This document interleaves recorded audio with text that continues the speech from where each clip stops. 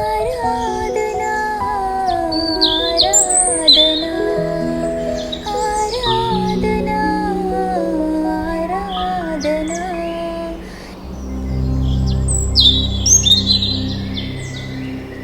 ఇక దేవుని నామంలో మీ అందరికీ కూడా ఈ మండల కాల ధ్యానాంశంలోనికి ప్రభు పేరిట స్వాగతం తెలియజేస్తుంటున్నాను. 1940వ సంవత్సరంలో ఒక missionary surgeon doctor Paul Brand తాను మన భారతదేశంలో లెప్రసీ పేషెంట్ల మధ్య తన పరిచర్య సేవలను అందిస్తూ ఒక అద్భుతమైన సత్యమును తాను కనుగొన్నవాడిగా ఉన్నాడు. అది ఏమంటే, ఈ కుష్టి వ్యాధి ద్వారా దేనికి బట్టి అది జరుగుతున్నది, వారి యొక్క అవయములను ఏ విధముగా ఆ విధముగా అవ్వడానికి కారణమవుతున్నది అని గమనించినట్లయితే, అది ఒక బ్యాక్టీరియం ద్వారా అది అట్లా జరగడము తను కనుగొన్నాడు. దానిని బట్టి ఈ బ్యాక్టీరియం కేవలము ఒక వ్యాధిగా తన యొక్క ప్రాణములను హతము చేసే విధంగా కాదు కానీ, పేషెంట్స్ వారి యొక్క బాధలను, దానిలో ఉన్న స్పర్శను కనుగొనలేని స్థితిలో ఉంటున్నట్లుగా చూస్తుంటున్నాం.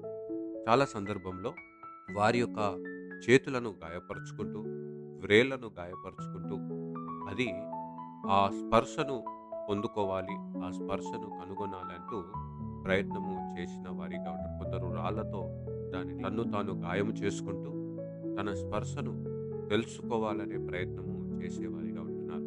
ప్రియులరా, అక్కడ మనం గమనించినట్లయితే వారి యొక్క గాయములను తెలిసి తెలియక ఆ గాయము తర్వాత చీము కారి దాని ద్వారా ఆ ఒక అవయమును లేదా ప్రాంతమును మరి తీసే వారిగా ఉంటున్నారు.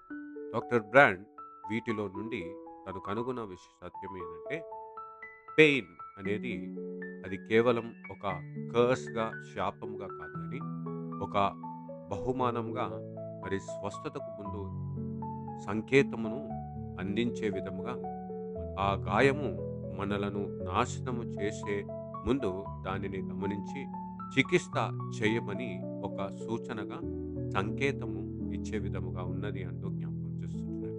ఈ మండల కాలంలో ఒక అద్భుతమైన గాయమును మనము చూస్తూ, దృష్టీకరిస్తూ, పరిశీలిస్తూ, ఆ గాయముల నుండి మన జీవితమును ఏ విధంగా పునర్నిర్మించుకోవడానికి దేవుడు ఆహ్వానించి ఉన్నాడో జ్ఞాపకం చేయబడుతుంటున్నది. జకరియా గ్రంథము 12వ అధ్యాయము 10వ వచనంలో, వారు తాము పొడిచిన నా మీద దృష్టించి అనే మాటను జ్ఞాపకం చేస్తుంటున్నాడు. ప్రియులరా, ఇది ఈ ఈ గాయము యాదృచ్ఛికంగా కలిగినది కాదు కానీ, రోమన్ ఈటెకు శతాబ్దము ముందే అది దేవుని యొక్క గాయముగా ప్రకటించిన వారిగా ఉన్నట్లుగా చూస్తుంటున్నాం. ఇది ఒక ఉద్దేశపూర్వకముగాను ప్రవచనాత్మకమైన గాయముగా నిలిచి ఉన్నట్లుగా చూస్తుంటున్నాం. గాయము ఒక ప్రత్యక్షత మనకు కనపరుస్తుంటున్నది.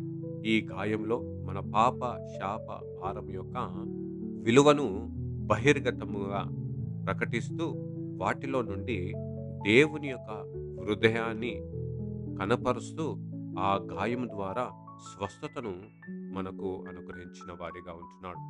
అంత మాత్రమే కాదు కానీ, దేవుని యొక్క అపారమైన ప్రేమను దేవుడు తన గాయముల చేత వెల్లడిపరిచిన వాడిగా ఉన్నట్లుగా చూస్తుంటున్నాం.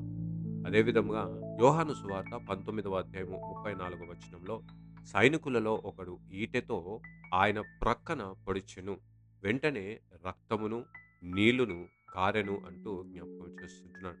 ప్రియులరా, యోహాను భక్తుడు దేవుని యొక్క ఈ శ్రేష్టమైన గొప్ప సూచక ఆశ్చర్యముగా వెల్లడిపరిచిన వాడిగా ఉంటున్నాడు. దీనిలో నుండే మన సంఘము ఆవిర్భావము కలిగినట్లుగా చూస్తున్నాం.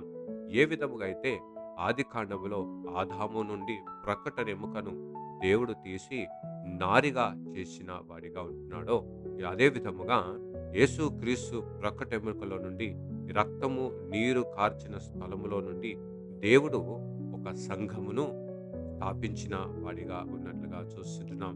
దానిని బట్టే ఎముకలలో ఎముక, మాంసములో మాంసము అంటూ క్రీస్తు సంఘమునకు ఆహ్వానమును, జీవమును ప్రకటించిన దేవుడుగా ఉంటున్నాడు. ప్రియులరా, ఈ నీరు బాప్తిస్మకు సాదృశ్యముగాను, ఆ రక్తము యూకరిస్తుకు సాదృశ్యంగాను దీనిని twin sacrament of our life అంటూ జ్ఞాపకం చేస్తున్నాను. ప్రియులరా, వీటిలో నుండే జీవాధారములను ప్రవహింపచేసే దేవుడుగా ఉన్నాడు అంటూ జ్ఞాపకం చేస్తున్నాడు. అందును బట్టే ఈ నీరు మన పాపమునకు ప్రాయశ్చిత్తముగా చెందించబడినట్టుగా చూస్తుంటున్నాం. రక్తము నూతనమైన జీవితమును, క్రీస్తులో ప్రారంభోత్సవమును ప్రకటించినట్లుగా మనము చూస్తుంటున్నాం. కాబట్టి ప్రియులరా, ఈ యొక్క ఆహ్వానము మనందరికీ ఈ మండల కాలంలో దేవుడు మనకు అనుగ్రహిస్తున్నాడు.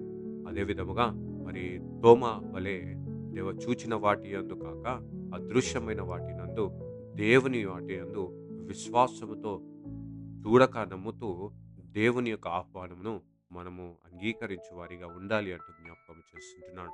ఈ అంగీకారము లేదా ఈ యొక్క ఇన్విటేషను దేవుడు మనం వేటి ద్వారా అనుగ్రహించి ఉంటున్నాడంటే, మొట్టమొదటిగా ఆ ఇన్విటేషన్ ఆఫ్ రికన్సిలేషన్, పాపములో నుండి తిరిగి ప్రాయశ్చిత్తము కలుగుటకు దేవుడు మనలకు సంధి చేసిన ఆహ్వానమును పలికిన వాడిగా ఉంటున్నాడు. అందును బట్టే పాపము ద్వారా మానవాళికి దేవునికి మధ్య ఏర్పడిన ఆ దూరమును క్రీస్తు రక్తం ద్వారా తొలగించబడి ఉన్నది.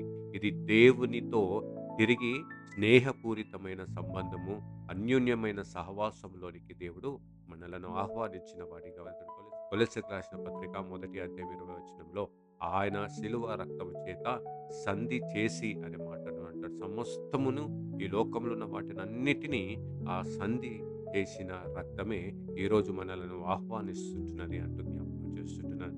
రెండోదిగా an invitation to inner cleansing, బాహ్యము మాత్రమే శుద్ధీకరణ కాదు కానీ అంతరంగంలో ఉన్న సమస్తమును దేవుడు శుద్ధీకరణ కలగజేయడానికి దేవుడు ఆహ్వానించిన వారిగా ఉంటున్నాడు.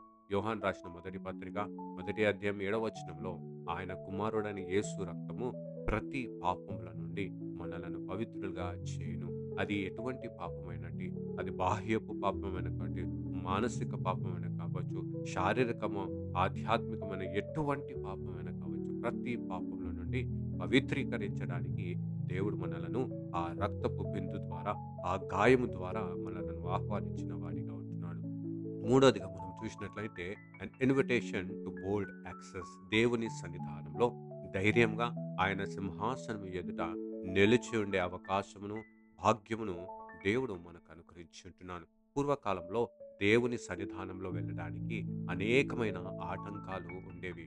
కానీ క్రీస్తు రక్తము ద్వారా మనకు దేవునితో సంధి చేయబడిన వారిగా, దేవునితో ముఖాముఖిగా మాట్లాడే అవకాశము, అబ్బా తండ్రి అనుటకు భాగ్యమును తన కృప చేత మనకు అనుగ్రహించిన వారిగా ఉంటున్నాడు. కాబట్టి హెబ్రీయులకు రాసిన పత్రిక 10:19 కాబట్టి సహోదరులారా, యేసు రక్తము వలన పరిశుద్ధ స్థలమునందు ప్రవేశించుటకు మనకు ధైర్యము కలిగి ఉన్నది అంటూ జ్ఞాపకం చేస్తుంది. కాబట్టి ఈరోజు ఆ గాయములను చూస్తున్న, సిలువలో కార్చిన రక్తమును, నీరును బట్టి ఈరోజు నీవు నన్ను దేవుడు పిలిచిన వాడిగా ఉంటున్నాడు.